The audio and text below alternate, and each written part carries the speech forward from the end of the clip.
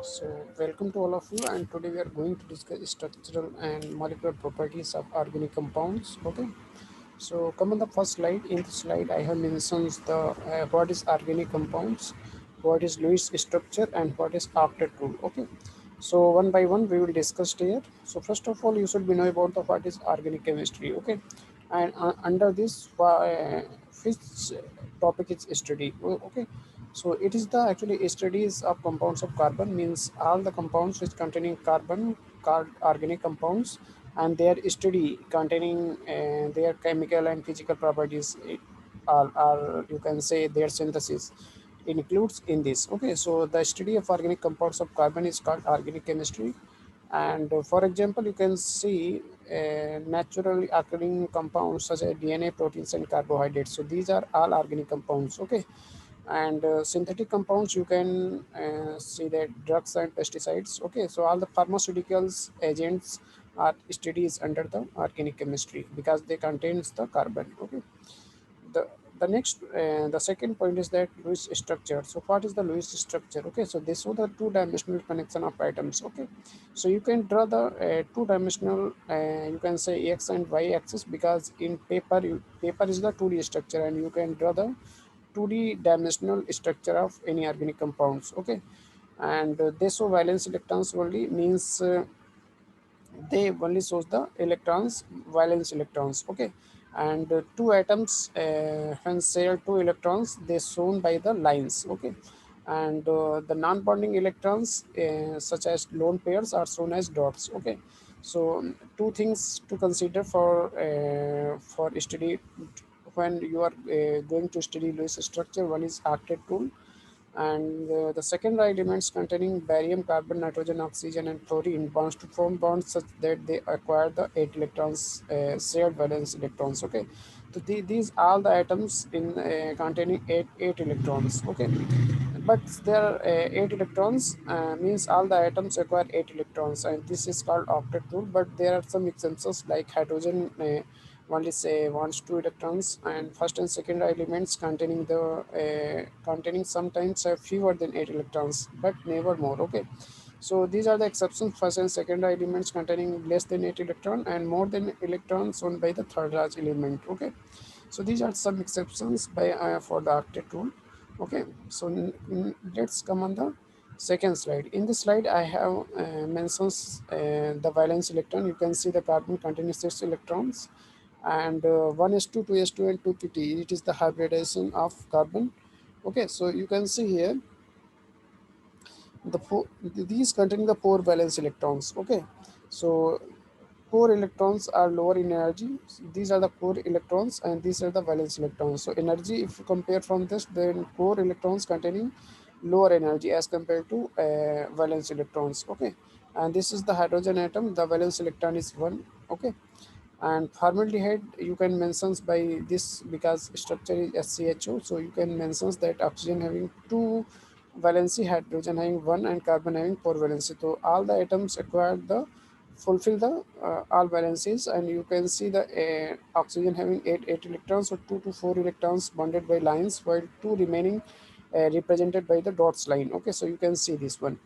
The next one is BS3. So boron containing 2 to 4 to 6 electron, and one electron, one lone pair of electron is empty. Okay, so boron can react with lone pair to get an octet. It can also dimerize too. Okay, so actually it is the not it containing lone pair. It containing it is 2 electron less species, and can interact with attract in any species for obtaining the octet electrons. Okay, so next we will discuss the formal charge. Okay, so what is the formal charge? These are electron ownerships. Okay, not an actual charge, and determined by assigning the electrons to a specific atom to a bookkeeping devices, calculated by the subtracting the of electrons inside the circular atoms from the valence electrons in the neutral atom. So how you can determine the formal charge?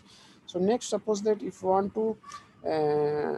you want to calculate the valence formal charge of BS4. So if you see here, boron is attached by valence electron of boron is 3.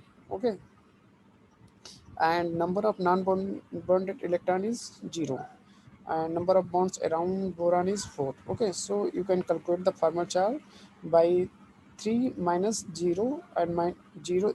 You will add this one and subtract by this one, so formal charge is minus 1. Similarly, if you see this bs4, so okay, so formal charge of boron in bs4 is negative minus. Okay, here valence electron boron is 3 not 4. Okay, so that's why you can mind it. Let's we will calculate the formal charge of cs3. So valence electron of carbon is 4, number of non-bonded electron is 1. Okay, non-bonded electron this one is 1 and this one is 2. Okay, the number of bonds around carbon is, because carbon is attached by 3 hydrogens, so number of bonds around carbon is 3. So formal charge will be the 4 minus, you will subtract from this, you will add 2 1 and subtract from this one. Okay, so formal charge is minus 1. The formal charge of carbon in cs3 is negative means minus 1. Okay, similarly you can also calculate the cs3 formal charge of cs3 plus. Okay, so in this, the number of valence electron for carbon is 4. Okay, the number of non-bonded electron is 0. The number of bonds around carbon is 3, because carbon is attached by 3 hydrogens. You can calculate the formal charge 4 minus 0 plus 3. So it is the plus 1. Okay, so this is the matter how you can calculate the formal charge. Okay, next we will discuss the bond dipole. So it determine the relative electronegativities, because two atoms if containing the difference electronegativities, then you can calculate the bond dipole. Okay, so it is the electrons not shared by equally. Okay, this is partial negative charge and this is containing partial positive charge. Okay, so electron density shift towards fluorine, so fluorine has the partial negative charge. Okay, because electron, this is electronegative atoms and electron will be attracted by the fluorine. Okay, similarly you can see this one ch2o.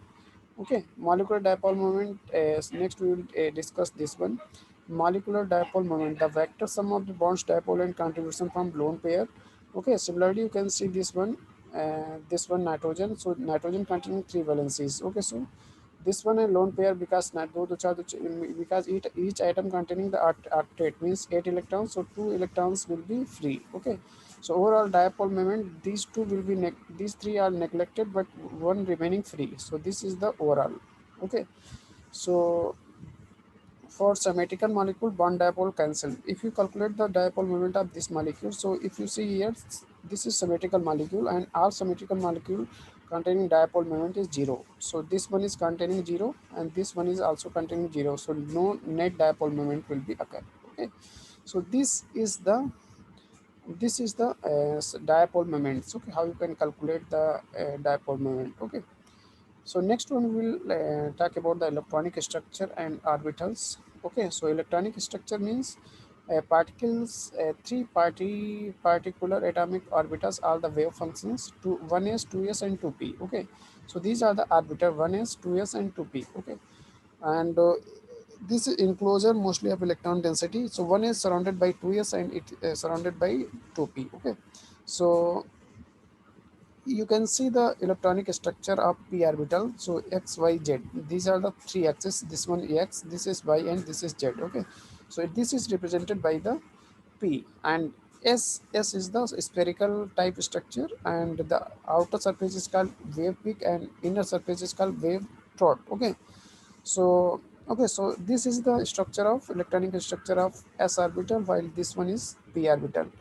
And this orbital, if you see this pz, okay, so it is represented by this one. This is the 2D, and if you represented uh, this is the xy and this is z. So x, so this is pz. Okay, so this is xy plane and this is the z plane. Okay, so z plane is the 3D structure. You can only represent the 2D structure on the paper, but it is the z. Okay, so you can imagine only. Okay, so this is the xy plane and 2py. Okay, and this is the yz plane. Okay, and it is called 2px. Okay, so nodal plane, region of zero electron density. So you should be know about the what is node. So it is the it is the where electron density becomes zero. Okay, see the analog of the next. Okay, so it is all about I have discussed electronic structures and orbitals. You only consider what is the basic structure of sp and d, sp orbitals. Okay, and bond dipole I have discussed, and molecular dipole moment also have been discussed by me.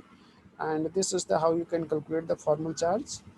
And this one is structural bonding and molecular properties of organic molecules. Okay, so it is all about.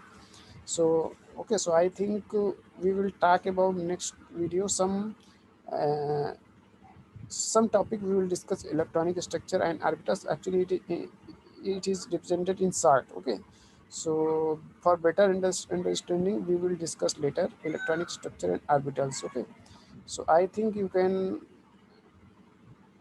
learn from these slides. Okay, so I have completed this part, and in next video we will discuss the remaining part of this lecture. Okay, so thank you for all, and if you are a new viewer of the in this channel, so please like and subscribe this channel.